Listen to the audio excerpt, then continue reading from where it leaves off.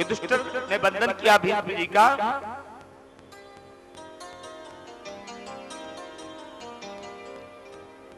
पितामही ने आंख खोली। युधिष्ठिर कहते पितामह मैं आपका युधिष्ठिर, मैं राजा बन गया, आपसे शिक्षा लेने के लिए आया हूं कि आपके जीवन का अनुभव क्या है। जो अपने बुजुर्गों का अनुभव ले लेता है उसको किसी कार्य में विफलता नहीं मिलती है। मैं आपके पास आया हूं पितामह, बताओ मुझे राज्य कैसे करना चाहिए। उस समय भीष्म जी ने बड़ी सुंदर शिक्षा महाराज युधिष्ठिर को दी है। पहली शिक्षा तो पितामह भीष्म कहते हैं आहार शुद्धि सत्व शुद्धि। राजन, सबसे पहले तो मनुष्य मात्र का कर्तव्य है कि अपने आहार को सुधारो, क्योंकि जैसा खाओगे अन्न और वैसा होगा मन। हमें देखो, मैंने अपने जीवन में कोई पाप नहीं किया, जिसको जो वचन दिया उसको पूरा किया, लेकिन मैंने इस पापी युधिष्ठिर का अन्न खाया है, इसलिए आज मुझे 57वां दिन है। मैं सरसैया बाणों की सैया पर बैठा लेटा हूं।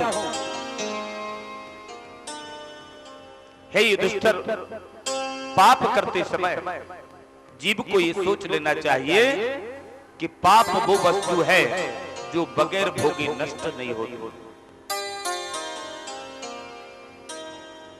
अघहरम परमम न हन्यते इति अघान हन्यते भोगम विना। पाप वो वस्तु है जो करेगा उसी को भोगना होगा। इसलिए पाप करते समय कई बार विचार करो कि हम ये कार्य करें या ना करें। दान धर्मान राज धर्मान मोक्ष धर्मान विभाग सा। स्त्री धर्मान भगवत धर्मान समास व्यास योगता। इसके बाद पितामह भीष्म कहते हैं युधिष्ठिर, बड़ी अच्छी शिक्षा दी है दान धर्म की। मनुष्य को युवावस्था में प्रयास करना चाहिए कि ज्यादा से ज्यादा धन को कमाए।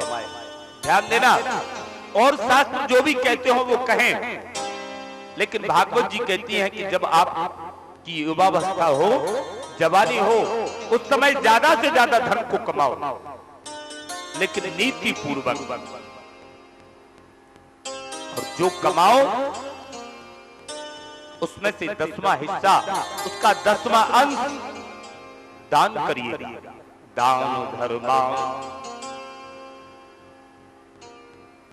लोग बाग सुन रहे होंगे, बोले कह रहे होंगे बा पंडित जी कमाए हम और दे दे आपको।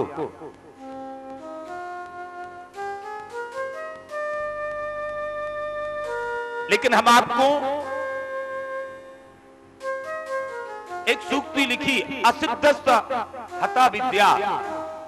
जो अपने विद्या का अभ्यास नहीं करता है उसकी विद्या असिद्ध हो जाती है, निरर्थक हो जाती है। अभोगेन हतम धनम। जिसने धन का सदुपयोग नहीं किया उसका धन हत हो जाएगा, नष्ट हो जाएगा। हर गांव में, हर नगर में, हर गली में आपको उदाहरण मिल जाएंगे। किसी के बाबा अमीर थे, किसी के परबाबा अमीर थे, किसी के पिता अमीर थे, और वो किस स्थिति में है भगवान जाने।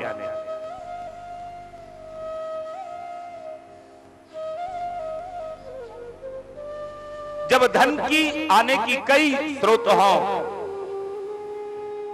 तब एक ही तरीका है, उससे सत्कर्म करिएगा, धार्मिक कार्यों में लगाइएगा। अगर नहीं लगाओगे ना तो जीवन नैया असंतुलित हो जाएगी। किसी की संतान में विकृति हो जाएगी, किसी के शरीर में विकृति हो जाएगी, किसी की सामाजिक विकृति हो जाएगी। अनेक अनेक समस्याएं उत्पन्न हो जाएगी।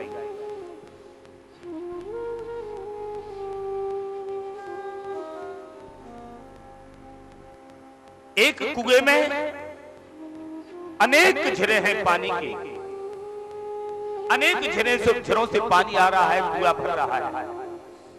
लेकिन यदि उस कुएं में से 2-4 महीने, साल 2 साल पानी ना खींचा जाए तो क्या वो पानी पीने योग्य रहेगा? कीड़े पड़ जाएंगे। उसी प्रकार से यदि धन का स्रोत बहुत है और लबालब भर गया है, माला माल आप हो गए हैं, तो आप धार्मिक कृत्य कराना आरंभ कर दीजिएगा। और अन्यथा ऐसे छिद्र हो जाएंगे कि धन स्वतः निकल जाएगा, आपको पता ही नहीं चलेगा। आपके हाथ में केवल अपयश और विपत्तियां रह जाएंगी।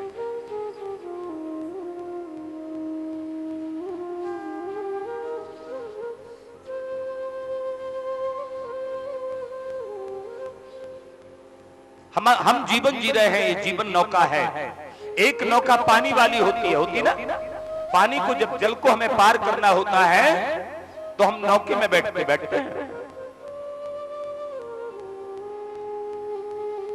एक कवि ने लिखा, पानी आवे नाव में, घर में आवे दाम।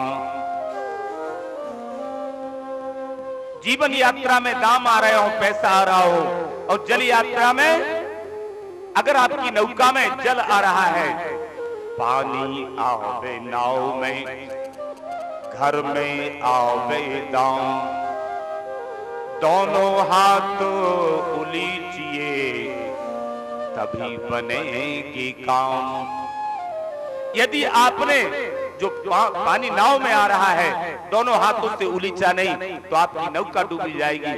और यदि घर में धन आ रहा है, तीव्र गति से आ रहा है, अनेकानेक स्रोतों से आ रहा है, तो तत्काल उनको धार्मिक कृत्यों में और सत्कर्म में उसको खर्च करना आरंभ कर दीजिए।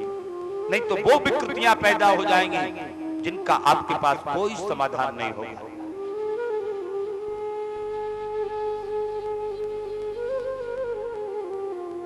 हमारे पास 3 चीजें हैं, तन, मन, धन। इसमें से एक भी अव्यवस्थित हो गई तो हमारा जीवन नरक तुल्य हो जाता ना। भागवत जी कहती हैं, यदि तीनों चीजों को आपको सुरक्षित रखना है तो ध्यान देना, इस शरीर को सुरक्षित रखना है तो दूसरों, अपने बुजुर्गों की, माता पिता की सेवा करिएगा। बुजुर्गों की सेवा करो, आपका शरीर सुरक्षित रहेगा। बुजुर्गों की प्रत्यक्ष लाभ बता दें, बुजुर्गों की सेवा करोगे तो शरीर में की कुछ कसरत होगी ना, तो तुम्हारा शरीर अस्वस्थ नहीं होगा।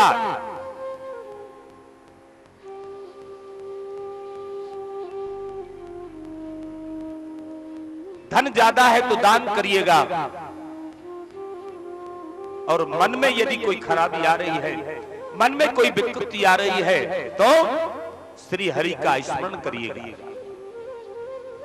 बड़ा अच्छा दोहा लिखा एक, तन पवित्र सेवा किए, धन पवित्र कर दान। तन पवित्र सेवा किए, धन पवित्र कर दान। मन पवित्र हरि भजन सो, होत त्रिविध कल्याण। यदि ये तीनों चीजें करेंगे आप तो आपके तन मन धन तीनों ही सुरक्षित रहेंगे। एक जगह लिखा, मुखो पवित्रम यदि राम नामम। मुख को पवित्र करना है तो ठाकुर के नाम को जपो। मुख पवित्र,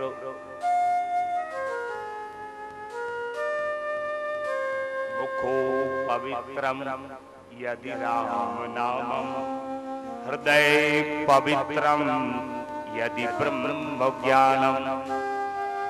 हृदय को पवित्र रखना है तो ब्रह्म ज्ञान करिएगा।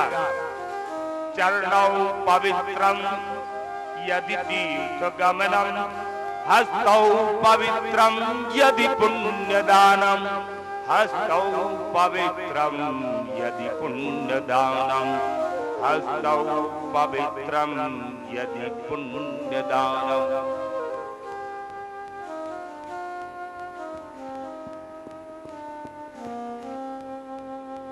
बड़ी अच्छी शिक्षा दी। राजधर्म, मोक्ष धर्म, इन सबका विभाग करके अलग अलग सभी की बड़ी सुंदर शिक्षा भीष्म पितामह ने राजा युधिष्ठिर को दी है। और इसके बाद अपनी दृष्टि को फेरते हुए ठाकुर जी के चरणों में अपनी दृष्टि को लगा दिया, अपनी बुद्धि को लगा दिया, अपनी मति को लगा दिया। बोले ठाकुर तुम आ गए। ठाकुर जी कहने लगे पितामह तुमने बुलाया और हम चले आए, क्योंकि जो मुझे जैसे भजता है मैं भी उसको वैसे ही भजता हूं। आपने कहा था कि जब सूर्य उत्तरायण होंगे, हे प्रभु आपने तो मेरे हारे समस्त वचनों को हरवा दिया।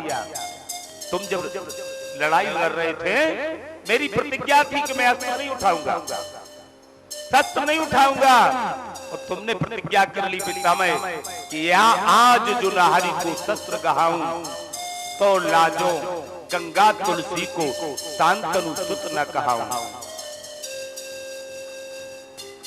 तो पितामह तुम्हारी तीव्र भक्ति योग के कारण मुझे बार बार झुकना पड़ा। तुम मेरा ध्यान करते हो, मैं तुम्हारा ध्यान करता हूं। तुम धन्य हो, क्योंकि गोस्वामी जी ने लिखा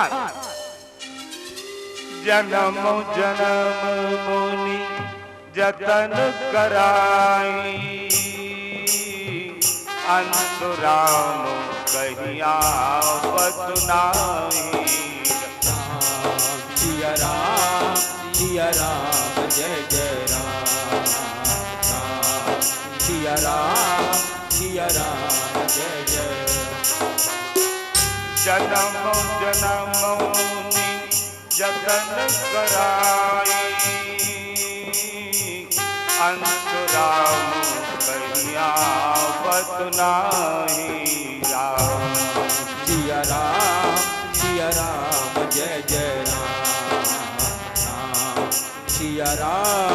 सिया राम जय जय।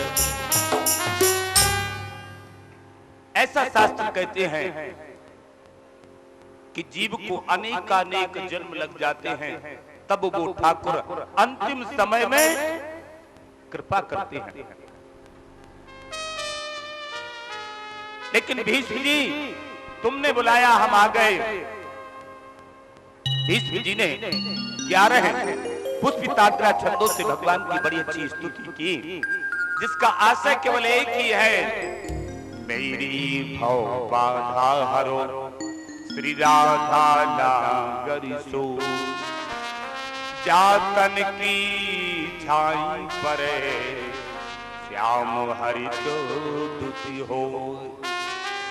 ऐसा कहकर के भीष्म पितामह ने अपनी बुद्धि स्वमति को प्रभु के ठाकुर जी के चरणों में अर्पित कर दिया। भीष्म पितामह की मुक्ति हुई। जिसका कोई बेटा नहीं, जिसका कोई वंशज नहीं, जिसका विवाह ही नहीं हुआ, उसको सारी दुनिया पितामह के नाम से संबोधित करती है। दूसरा और कोई प्राणी सृष्टि में नहीं है जिसको पितामह कहा जाता हो। जब तक सूर्य और चंद्र रहेंगे, जब तक ये पृथ्वी रहेगी, भीष्म पितामह ने ऐसा सत्यपूर्वक जीवन जिया, ऐसा भागवती जीवन जिया। चाहे किसी के पिता मरे, वो अपने पिता का पिंडदान जलदान करेगा, लेकिन भीष्म पितामह का पिंडदान और जलदान जरूर करता है। इसलिए तो कहा, जब तुम आई जग में जग हंसा तुम रोए, ऐसी करनी कर चलो कि तुम हंसो जग रोए। भीष्म पितामह ने ऐसा कार्य किया, ऐसा ऐसे कर्म किए, ऐसा आदर्श प्रस्तुत किया कि सारी दुनिया उनको पितामह से संबोधित करती है।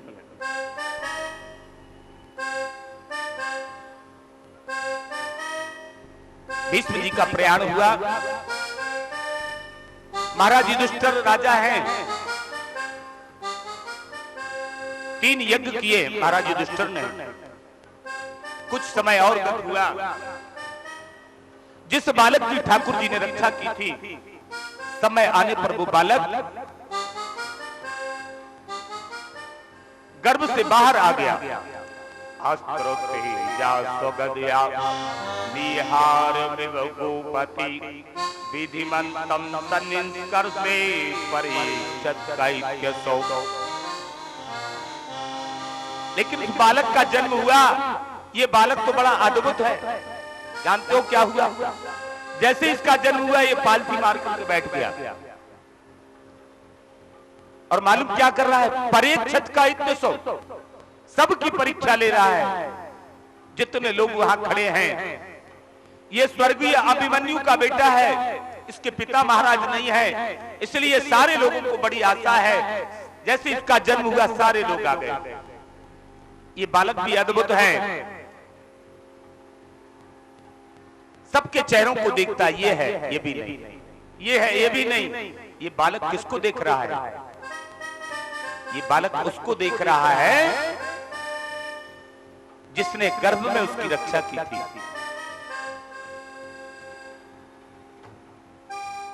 संपूर्ण सृष्टि में ये अकेला ऐसा जीव है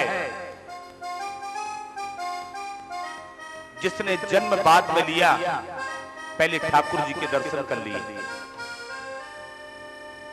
ये उन ठाकुर जी को तलाश रहा है, परीक्षित का इत्य को। व्यास जी तो रो पड़े, ये बालक अद्भुत है, किसका जन्म सराहनीय है। भागवत जी कहती है जिसका दोबारा जन्म ना हो। जन्म किसका सराहनीय है? जिसका दोबारा जन्म ना हो। मृत्यु किसकी बंदनीय है? जिसकी दोबारा मृत्यु ना हो। हमारी जीवन का सबसे बड़ा कष्ट पुनरपि जननम पुनरपि मरणम पुनरपि जननी जठरे शयनम। पुनः जन्म लेना, पुनः मरना, पुनः माता के गर्भ में आना, ये सबसे बड़ा कष्ट है। परीक्षित की मृत्यु भी प्रशंसनीय है और परीक्षित का जन्म भी वंदनीय है। व्यास जी कहते हैं विष्णु नाम राधा इति विष्णु राधा। ये बालक कोई सामान्य बालक नहीं है, ये भगवान विष्णु के द्वारा रक्षित है, इसलिए इसका नाम विष्णुरात होगा। गर्भे दृष्टम मनुध्यायं परीक्षित कैक्यसो।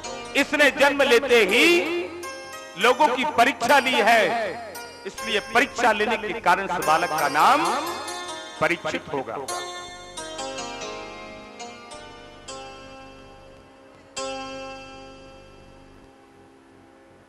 उस बालक का लालन पालन होने लगा। महाराज युधिष्ठिर अपने काका, अपने ताऊ महाराज धृतराष्ट्र की बड़ी सेवा करते हैं। क्यों? एक दामाद था, वो भी युद्ध में खेत हो गया। 100 पुत्र थे, वो भी मारे गए। अब धृतराष्ट्र का कोई नाम लेने वाला नहीं बचा, केवल भतीजे हैं ये युधिष्ठिर इत्यादि। इसलिए युधिष्ठिर बड़ी सेवा करते हैं। अर्जुन भी सेवा करते हैं, नकुल भी सेवा करते हैं, सहदेव भी सेवा करते हैं। और जब मौका पड़ता है तो भीमसेन पहुंच जाते हैं। हमें मारने के लिए इतने प्रयास किए, अब हमारी टुकड़ों पर पड़ रहा है, अंधा कहीं का। ये शब्द सुनकर के धृतराष्ट्र का हृदय विदीर्ण हो जाता है। इसलिए भागवती की कथा ये कहती है कभी ऐसे कर्म मत करो कि जो बालक आज तुम्हारे इन कामों को देख रहे हैं, कल तुमसे नफरत करने लगे।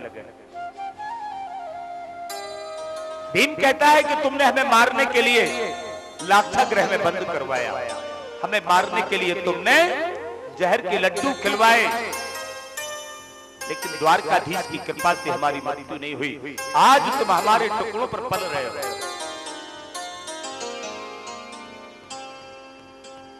विदुर जी महाभारत की बात सुनकर के तीर्थ यात्रा को चले गए थे, आज वापिस आ गए।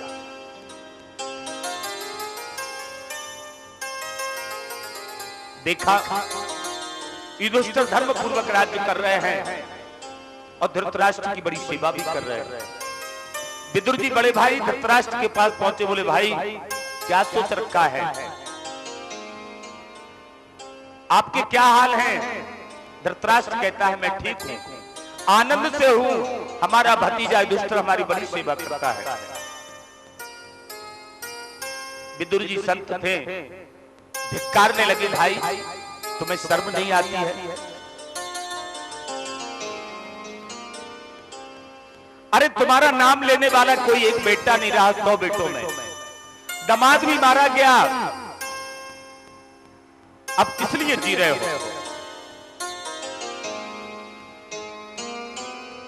ये जीव की विडंबना है कि जब जाना होता है तो प्रयास करता है कि सबसे पहले हम गाड़ी में घुस जाएं, है ना? जैसे मान लीजिए कि आप दिल्ली जा रहे हैं झांसी से और आप स्टेशन पर पहुंच गए, गाड़ी आई तो आप प्रयास करते हैं कि सब लोग चढ़ जाएं, इसके बाद हम चढ़ेंगे, और क्या प्रयास करते हैं कि हम सबसे पहले घुस जाएं, है ना? यात्रा पूरी हुई, दिल्ली पहुंच जाते हैं।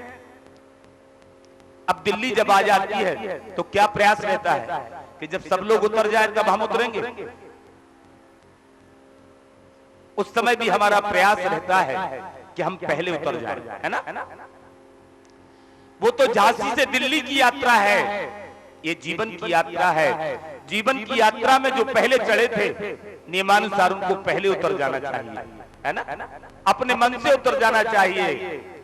लेकिन विदुर जी कह रहे धृतराष्ट्र जी क्या सोच रखा है, जब सब उतर जाएंगे तब उतरोगे क्या?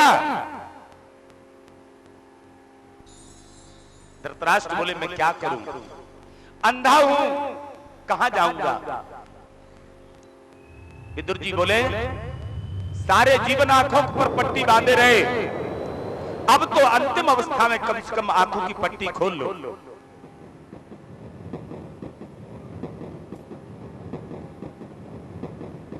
और ऐसा धिक्कारा कि धृतराष्ट्र जो था रात्रि के अंधेरे में गांधारी को लेकर के विदुर जी के साथ और घर छोड़ करके चले गए। सप्त सरोवर तीर्थ पर जाकर के अपने प्राणों का विसर्जन, मुक्ति प्राप्त कर ली श्री हरि का ध्यान करते करते।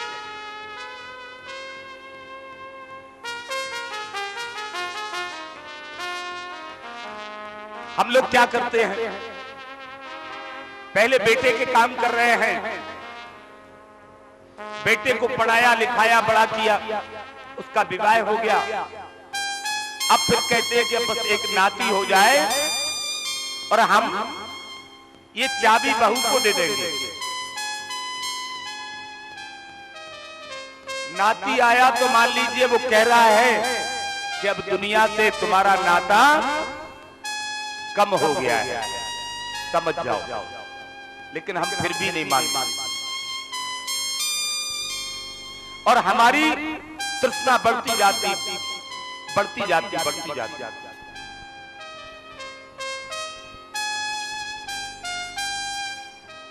लेकिन ये दुनिया स्वार्थ के आधार पर टिकी हुई है, ये हम जानते हैं, जानने के बाद भी अपनी मुक्ति का साधन नहीं करते। एक बार की बात है, एक आदमी 4-5 थैले पीठ पर लटकाए हुए चला जा रहा था। 2 सहेलियां पीछे मिल गईं। एक सहेली बोली ये कौन जा रहा है, 5-6 थैला लटकाए हुए बड़ा वजन लादे हुए है, ये है कौन? दूसरी सहेली बोली मेरा पति है। तो उस पहली वाली ने पूछ लिया कि कितने में खरीदा गया था इसको? तो सहेली बोली सन 90 की बात है, पूरे 50,000 रुपए चुकाए थे हमारे पिताजी ने, तब इसको खरीदा था। तो दूसरी सहेली बोली तब तो ये महंगा है। बोली काय का महंगा है? सुबह उठते ही मैं इसको चाय पिलाती हूं और केवल चाय पिलाने भर से ही स्कूटर पर बैठा करके बच्चों को स्कूल छोड़ने जाता है। वहां से वापस लौटता हुआ दूध, सब्जी, आटा, घर की गृहस्थी लेकर के आता है। जब तक ये आता है मैं 2 पराठे सेक करके इसको दे देती हूं। खा करके दुकान पर चला जाता है। सारे दिन दुकान पर खटता है। शाम को बहुत सारी रोकड़ लेकर के आता है, सब हमें दे देता है, रख लो। फिर मैं 2-4 रोटियां इसको बना करके खिला देती हूं। यदि हमारी सासू मां हमसे कुछ कहती है तो मैं इसको कह देती हूं, ये मेरे पक्ष से लड़ने के लिए तैयार हो जाता है। यदि मेरे देवर या जेठ कोई मेरे से कुछ कहते हैं तो मैं इसको हुलकार देती हूं, ये लड़ने के लिए तैयार हो जाता है। ये मेरा वफादार है, बड़ा वफादार है। अब बताओ ये 50,000 में कहा कितना सस्ता है कि नहीं? ये जीवन का यथार्थ सच है ना? लेकिन ये जो रिश्ते चल रहे हैं ये एक दूसरे की जरूरत के कारण आ रहे हैं। भागवत ये नहीं कहती कि इन रिश्तों को मत बनाओ, रिश्तों को बनाइएगा, लेकिन रिश्तों में ईमानदारी रहना चाहिए। माता के प्रति आपका क्या कर्तव्य है उसको निभाइए। पत्नी के प्रति आपका कर्तव्य क्या है वो निभाइए। पिता का के प्रति आपका कर्तव्य क्या है वो निभाइए। भारत भूषणम भूत, ये भागवत भारतीय संस्कृति का आभूषण है। यदि कर्तव्य को ईमानदारी से निभाएंगे तो धृतराष्ट्र की तरह दुर्गति नहीं होगी। लेकिन विदुर जी जैसा संत मिल गया, संत के शब्दों की ठोकर से बड़े बड़े पापियों का जीवन बदल जाता है। लेकिन संत लोग जो है ना, ये तो ठाकुर के नाम में ऐसे मस्त रहते हैं, ऐसे मस्त रहते हैं कि दुनिया के सारे कार्यों को करते हुए भी प्रति क्षण कोई ठाकुर का ध्यान करता है, कोई राजेश्वरी राधा रानी का ध्यान करता है।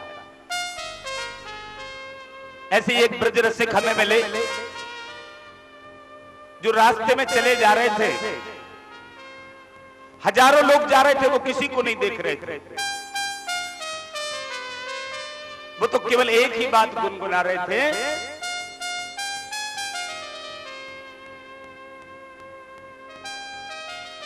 ये मच्छर और मोबाइल दो दुनिया में ऐसी चीजें हैं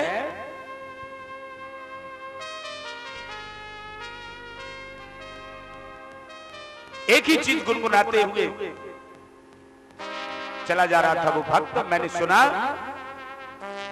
कि राधा का नाम हमें निराला मिला है, राधा का नाम हमें ताली सेवा करते हुए का नाम हमें निराला मिला है, राधा का नाम हमें निराला मिला है।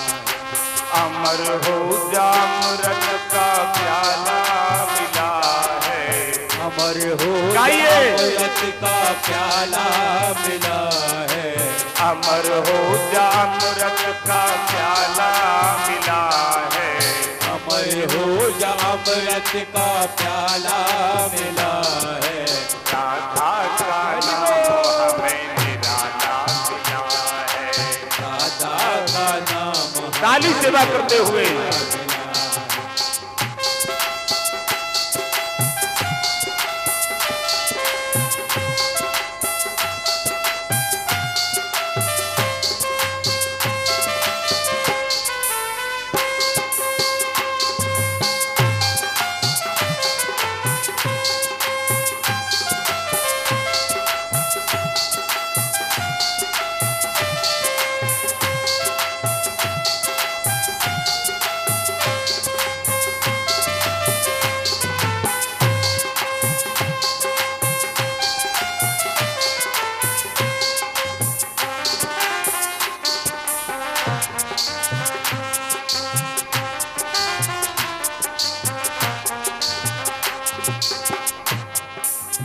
बड़ी सरलता है श्री राधे रानी के नाम में और बड़ी सुविधाएं भी हैं। चाहे तुम हंस के कहो, चाहे तुम रो के कहो, चाहे तुम हंस ताली सेवा करते हुए, चाहे तुम रो के कहो, चाहे तुम हंस के कहो, चाहे तुम रो के कहो, चाहे तुम हंस के कहो, चाहे तुम रो के कहो, चाहे तुम चल के कहो, चाहे तुम सो के कहो, चाहे तुम जल के कहो, चाहे तुम सो के कहो। नामों में अनमोल हीरा मिला है, नामों में अनमोल हीरा मिला है, नामों में अनमोल हीरा मिला है, नामों में अनमोल हीरा मिला है। अमर हो जाम रस का प्याला मिला है, अमर हो जा अमृत का प्याला मिला है। राधा का नाम हमें निराला मिला है, राधा का नाम हमें निराला मिला है। ताली सेवा करते हुए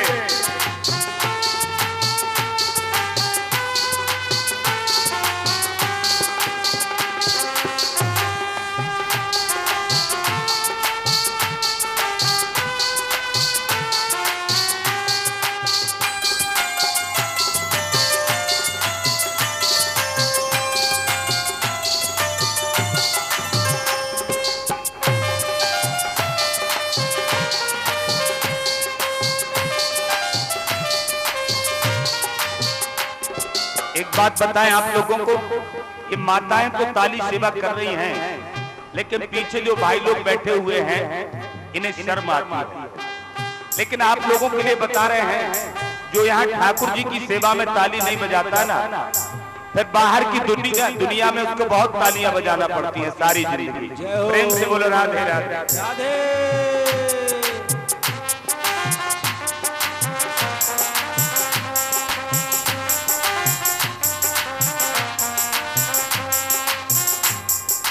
मुझे विश्राम मिले प्रभु जी का धाम मिले, मुझे विश्राम मिले प्रभु जी का धाम मिले, बड़ा आराम मिले सलोना श्याम मिले, बड़ा आराम मिले। मुझे विश्राम मिले प्रभु जी का धाम मिले, मुझे विश्राम मिले प्रभु जी का धाम मिले, बड़ा आराम मिले सलोना श्याम मिले, बड़ा आराम मिले। भक्तों को जीवन दोबारा मिला है, भक्तों को जीवन दोबारा मिला है, भक्तों को जीवन सहारा मिला है, भक्तों को जीवन सहारा मिला है। अमर हो जा अमृत का प्याला मिला है, अमर हो जा अमृत का प्याला मिला है। राधा का नाम हमें निराला मिला है, राधा का नाम हमें निराला मिला है।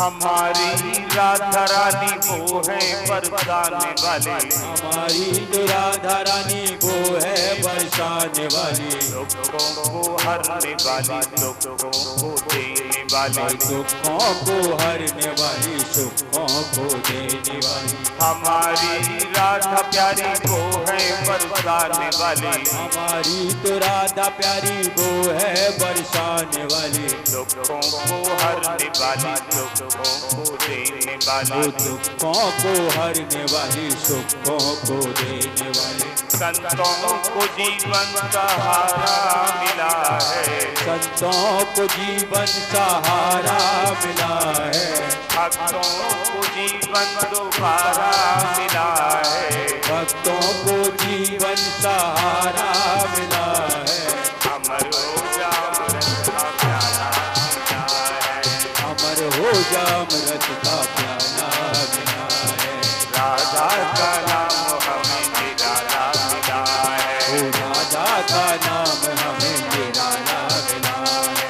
राधे बरसाने वाली, जारी है राधे बरसाने वाली, तेरो पुजारी है गिरधारी।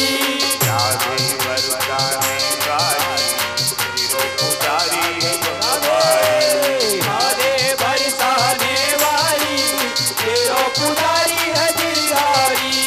तेरो पुजारी है बनवारी, तेरो पुजारी है गिरधारी, तेरो पुजारी है गिरधारी। ताली सेवा करते हुए। तेरो पुजारी है गिरधारी। तेरो पुजारी है गिरधारी, तेरो पुजारी है गिरधारी, तेरो पुजारी है गिरधारी। तेरो पुजारी है गिरधारी। गिरधारी मेरो बनवारी, बनवारी मेरो गिरधारी, गिरधारी मेरो बनवारी, बनवारी मेरो गिरधारी। राधे बरसाने वाली, पुजारी है गिरधारी, राधे बरसाने वाली, तेरो पुजारी है गिरधारी। राधे राधे राधे राधे राधे गोविंदा, राधे राधे राधे राधे राधे गोविंदा। राधे राधे राधे राधे राधे गोविंदा, राधे राधे राधे राधे राधे गोविंदा। राधे राधे राधे राधे राधे गोविंदा, राधे राधे राधे राधे राधे गोविंदा। राधे गोविंदा बजो वृंदावन चंदा, राधे गोविंदा बजो वृंदावन चंदा। राधे गोविंदा बजो वृंदावन चंदा, राधे गोविंदा बजो वृंदावन चंदा। वृंदावन चंदा, ओ वृंदावन चंदा। राधे गोविंदा, ओ राधे गोविंदा। राधे गोविंदा, राधे गोविंदा। वृंदावन चंदा, ओ वृंदावन चंदा। राधे बरसाने वाली, तेरो पुजारी है गिरधारी, राधे बरसाने वाली, तेरो पुजारी है गिरधारी। गिरधारी मेरो बनवारी, बनवारी मेरो गिरधारी, गिरधारी मेरो बनवारी, बनवारी मेरो गिरधारी। राधेश्वरी राधा रानी की जय, मुरली मनोहर भगवान की जय। ऐसे किसी संत से जब धृतराष्ट्र जैसे जीव का संयोग हो जाता है तो फिर उसका जीवन बदल जाता है। धृतराष्ट्र को भी जीवन के जंजालों से छुटकारा मिला।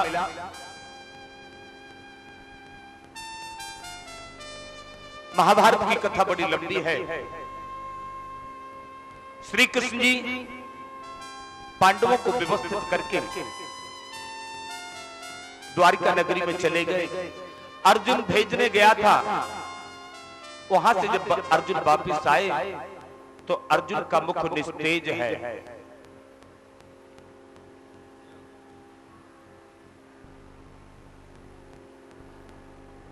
वही अर्जुन का गांडीव, वही अर्जुन, लेकिन आज अर्जुन निस्तेज है क्योंकि समय बदल गया। जीवन में जिसने भी समय को महत्व नहीं दिया, जिसने समय का सम्मान नहीं किया, फिर उसको समय पर कभी सम्मान नहीं मिला। आज समय बदल गया। बड़ी चर्चा होती है कि भीलन लूटी गोपिका बे अर्जुन बेईमान, कहा जाता ना। कारण श्री कृष्ण गौलोक गमन कर गए, वहां से अर्जुन निस्तेज होकर के आया। युधिष्ठिर ने देखा तो कुंती ने तो जैसे ही सुना और एक क्षण में प्राण को त्याग दिया। महाराज युधिष्ठिर ने अपने पोते परीक्षित को बुलाया, राज्य तिलक किया, तो परीक्षित रोने लगा, बाबा ये क्या कर रहे हो? युधिष्ठिर बोले, आज से तुम हमारे राज्य के राजा हो, 7 द्वीप 9 खंड में तुम्हारा राज्य है, तुम अकेले इसके शासक राजा होगे। परीक्षित बोला, दादा मैं तो बहुत छोटा हूं, राजकाज की तो बात क्या, अभी तो मैं सामान्य व्यवहार भी नहीं जानता हूं। परीक्षित के इस निवेदन पर युधिष्ठिर ने 3 शिक्षाएं दी हैं। परीक्षित तुम राजा हो गए हो, आज से ये ध्यान रखना, अपने आंखों के सामने यदि पाप हो रहा हो तो पाप होते हुए मत देखना, उसका प्रतिकार करना, आत्ताई को दंड देना, क्योंकि आंखों से पाप होते देखना भी महान पाप है। वैसे आंख शरीर की ऐसी इंद्रिय है जो बड़ी खतरनाक है, बड़ी संवेदनशील है, इसको बड़े नियंत्रण में रखना चाहिए। संत लोग तो कहते हैं आंख इतनी खराब है कि आ जाए तो खराब, चली जाए तो खराब, लड़ जाए तो खराब, भिड़ जाए तो खराब, है ना? इसलिए आंख को हमेशा संभाल करके रखो, आंखों के सामने कभी पाप होते हुए मत देखो।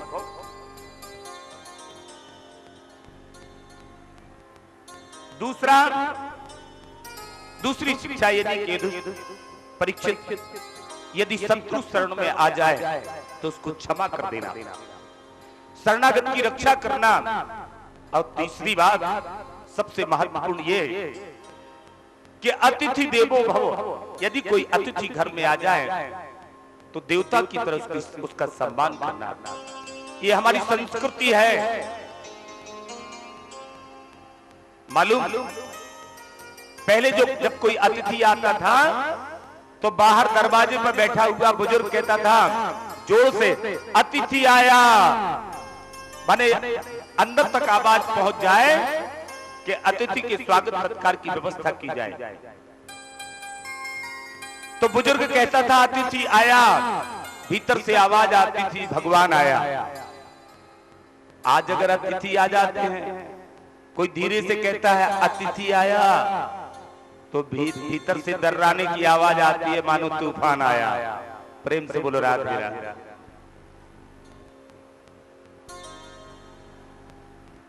इनको और कहीं जगह नहीं मिली रात के 8 बजे आने का कोई समय बताने लगते।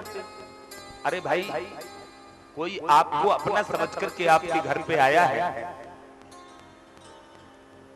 जब उसने आपको अपना समझा है तो आप भी उसको अपना समझिए। लेकिन भागवत जी तो कहती है अतिथि देवो भव, अतिथि देवता के समान है।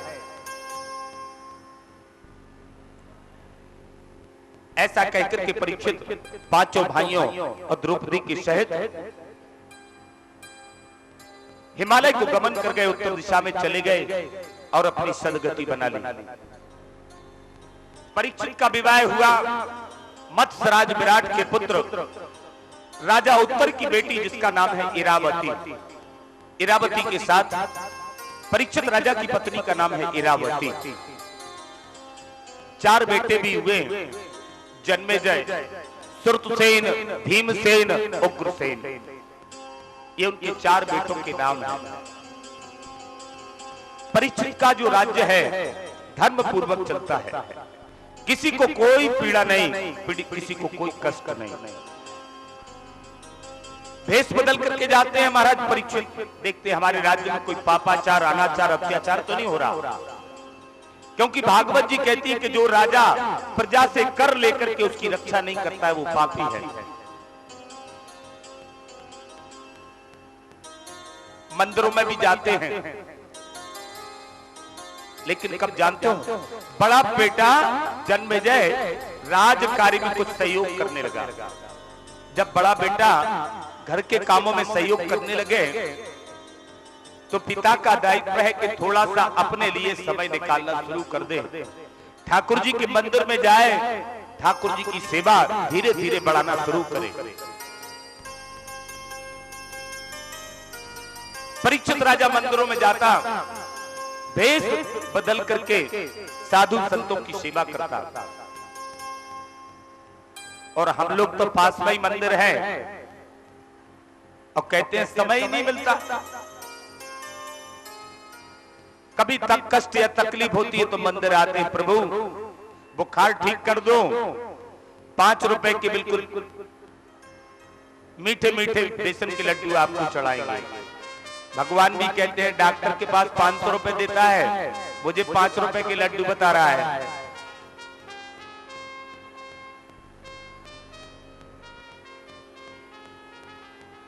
लोग कहते महाराज हम रोज मंदिर जाते हैं, बिल्कुल जाते हैं, लेकिन हमारे मंदिर जाने का तरीका भी कुछ अलग है। घर से चलते हैं मंदिर की ओर, मुरली मनोहर जी के यहाँ जा रहे हैं, घर में थे, मुरली मनोहर ध्यान में आए, घर छोड़ा मंदिर में आ गए, और जैसे ही मंदिर के दरवाजे पर आते हैं दिमाग में एकदम विचार आता है कि हमारी चप्पलें पूरी 400 रुपए की हैं। घर से चले थे, मन में थे मुरली मनोहर, अब मुरली मनोहर के घर में आ गए तो मन में आ गई चप्पल, मन में आ गई पैरों की पनिया।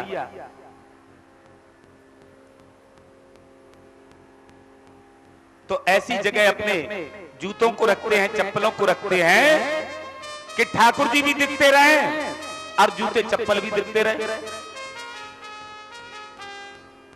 ठाकुर के सामने खड़े, हे प्रभु आपकी झांकी अति सुंदर, और फिर मन में विचार आया कि हमारे जूते पूरे 400 रुपए के हैं, हे भगवान। फिर गर्दन हिलाई, अब देखा कि जूते सुरक्षित है। ये भक्ति है। घर से चले थे, मन में थे कन्हैया, अब मंदिर में आ गए तो आ गई मन में पनैया। क्या भक्ति है। हम भागवत जी की कथा को सुनकर के अपने आप में परिवर्तित करना चाहिए, लेकिन जो प्रतिदिन मंदिर आता है, प्रतिदिन ठाकुर की सेवा करता है, उसके लिए गोस्वामी जी ने लिखा, बचन बचन काय मन मम गति जाई, सो सपने पूछी ना विपुतारी। राम सिया राम सिया राम जय जय राम, राम सिया राम सिया राम जय जय राम। बचन काय मन मम गति जाई, तो सपने पूछी ना विपुतारी। राम सिया राम जय जय राम, राम सिया राम जय जय राम। जो प्रतिदिन ठाकुर जी की सेवा करता है उसके पास विपत्तियां नहीं आती। विपत्तियां आती ही इसलिए है, आप लोगों ने कभी विचार किया कि इन विपत्तियों की हमारे जीवन में क्या उपयोगिता है। ठाकुर जी खुश हुए तो कुंती से कहा, भूपी आपसे मैं खुश हूं, जो चाहिए मांग लो। तो कुंती ने कहा, प्रभु यदि आप हमसे खुश हैं तो एक विपत्ति जाने के बाद दूसरी विपत्ति तुरंत आ जाए। तो भगवान ने पूछ लिया, बुआ तुम बड़ी विचित्र हो, विपत्तियों को कोई मांगता है क्या? तो कुंती कहती है, ठाकुर जब विपत्ति आती है तो तुम्हारी याद रहती है, और जब विपत्ति चली जाती है तो तुम्हें भी भूल जाते हैं। इसका आशय है कि विपत्ति और आपका साथ है, इसलिए मैं चाहती हूं ऐसी विपत्ति हमेशा बनी रहे जिसमें आपका स्मरण होता रहे। लेकिन जो प्रतिदिन ठाकुर का स्मरण करते हैं उन्हें विपत्ति नहीं आती है, क्योंकि विपत्ति आती ही इसलिए है कि वो ब्रह्म, वो ठाकुर याद कराता है कि दुनिया ही सब कुछ नहीं है, मैं भी हूं। मैंने तुझे ज्ञानेन्द्रिया, कर्मेंद्रिया, धन, मकान, स्त्री, समाज, जाति, कुल, वर्ण, रूप, रंग, ऐश्वर्य सब कुछ दिया है।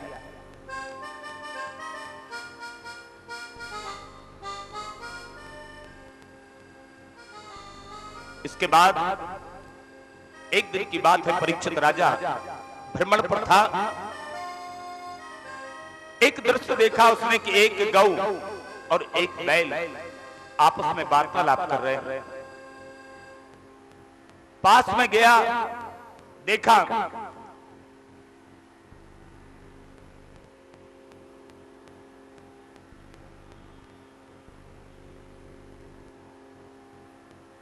जब राजा पास में गया तो देखा कि उस बैल के 3 पैर टूटे हुए हैं। एक पैर पर वो बैल खड़ा हुआ है, गाय के नेत्रों से जल झर रहा है, आंसू बह रहे हैं। ये कोई और नहीं है, ये पृथ्वी आज गाय का रूप बनाकर के खड़ी हुई है, धर्म बैल का रूप बनाकर के खड़ा हुआ है, और ये आज भी वही स्थिति है। तपः शौचम दयादानम सत्यमिति पादार्थै कृताः अधर्मान्ते त्रयो भग्ना इसमै संगमदैस्तव। सूत जी कहते हैं, सौनकादिक ऋषियों, ये धर्म 4 पैरों के ऊपर खड़ा हुआ है। पहला पैर है सत्य, जिसके बारे में हम पहले बता चुके हैं कि भगवान का वास्तविक नाम सत्य है। तो धर्म का पहला पग सत्य के ऊपर आधारित है, और सत्य का पालन करने से जानते हो क्या होता है? व्यक्ति नर से नारायण बनता है। दूसरा पैर है तप का। तप के सहारे धर्म खड़ा हुआ है। तप से पाप भस्मीभूत हो जाते हैं और मनुष्य स्वच्छ और पवित्र हो जाता है। और तीसरा पैर है पवित्रता। पवित्रता के आधार पर, शुचिता के आधार पर ये धर्म खड़ा हुआ है। लेकिन पवित्रता बाहर से देखने में तो अब ज्यादा बढ़ गई। लोग ज्यादा साफ सुथरे कपड़े पहनने लगे ना।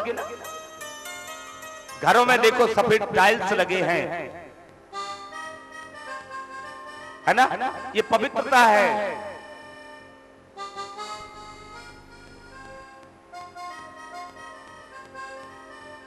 हम बाह्य आवरण की पवित्रता रख रहे हैं, लेकिन जो कलेजे पर दाग पड़ गए हैं, जो कलेजा काला हो गया है, अनुभव के साथ हम में काली खा रही है, उसका क्या होगा? इसलिए पवित्रता भी अब इस कलयुग में कहां रही। चौथा चरण धर्म का है दान। दानम एकम कलयुगे। दान के ऊपर ये धर्म खड़ा हुआ है, क्योंकि अब कमाने में ज्यादा मेहनत नहीं हो रही है, लेकिन वो दान भी बेचारगी की स्थिति में है। पंडित जी कहते हम इतना लेंगे और यजमान जी कहते हम इतना देंगे। यही कोई पिछले 5 वर्ष से मुझे याद नहीं कि कोई ऐसा यजमान आया हो जिसने ये कहा हो कि पंडित जी ना कहा हो कि पंडित जी आपकी दक्षिणा क्या है। और हमें जिसने भागवत का अध्ययन कराया, हमारे पूज्य पाद पिता श्री ने, उन्होंने ये वचन लिया था कि कभी भागवत को बेचना मत।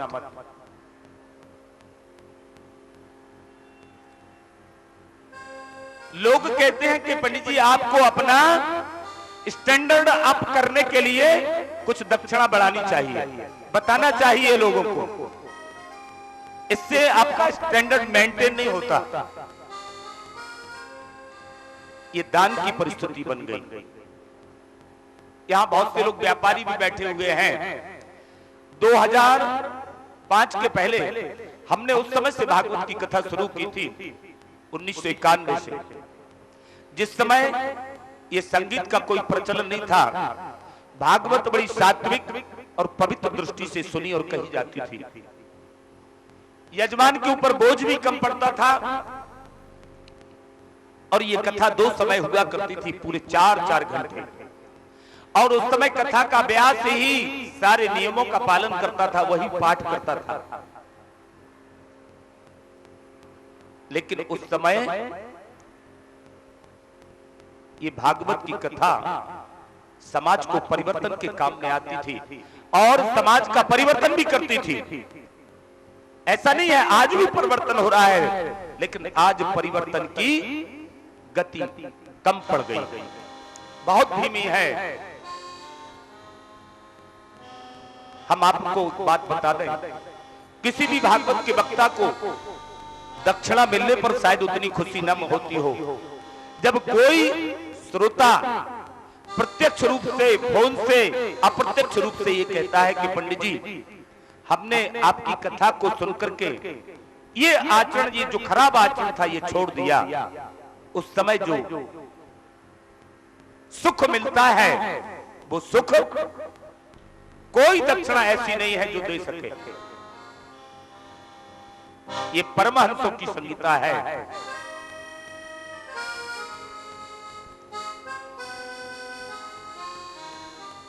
पिछले 3 घंटे से आप किसकी कथा सुन रहे जानते हैं? अभी भागवत शुरू नहीं हुई है, श्रोता और वक्ता की। पहले आपने सुखदेव जी के चरित्र को सुना, भागवत जी के वक्ता हैं, प्रमुख वक्ता हैं।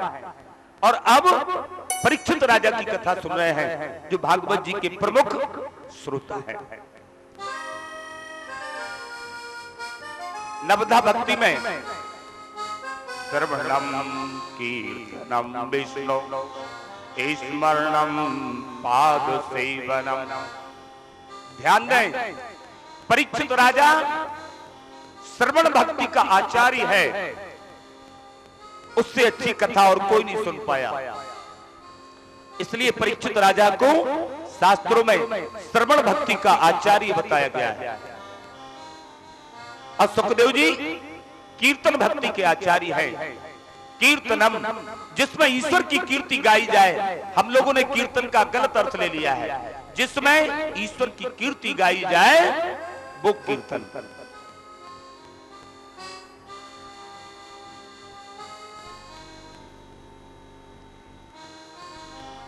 आज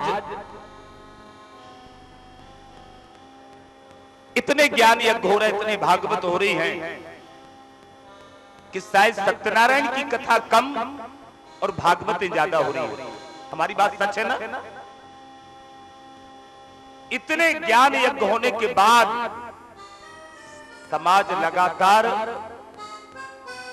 गर्त में जा रहा है पतन के। कहीं ना कहीं कुछ तो कारण है ना? या तो श्रोता अपनी भूमिका के साथ न्याय नहीं कर रहे हैं, या फिर वक्ता अपनी भूमिका के साथ न्याय नहीं कर रहे हैं।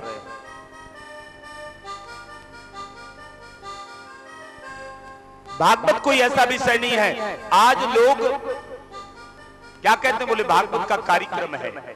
अब ये कार्यक्रम हो गया, जबकि भागवत कार्यक्रम नहीं है, ये यज्ञ है जिससे बुद्धि शुद्ध होती है, आचरण शुद्ध होता है।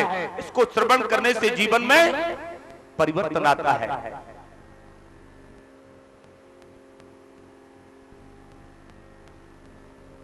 जितनी मात्रा में कथाएं हो रही उतना परिवर्तन क्यों नहीं आ रहा है, ये विचारणीय बिंदु है। कारण ये कार्यक्रम बन गया है और इसका व्यवसायीकरण हो गया है, जिसके परिणाम स्वरूप क्या हो गया, जो वास्तव में भागवत सुनने वाले हैं वो भागवत नहीं करा पा रहे हैं, क्योंकि अब इस युग में इतनी महंगाई हो गई है कि लोग चाहते हुए भी नहीं करा पाते।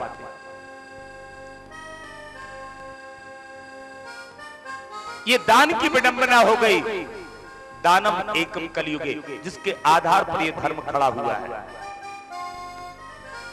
हम लोगों को इस पे विचार करना पड़ेगा और परिवर्तन लाना पड़ेगा। हम श्रोता और वक्ता दोनों की ये जिम्मेवारी है। राजा ने देखा, मूल विषय पर आते हैं। राजा ने देखा कि ये बैल, इसके 3 पग टूटे हुए हैं। पूछने लगा, भद्र आपके इन पैरों को क्या हुआ? किसने आपके इन पैरों को तोड़ दिया?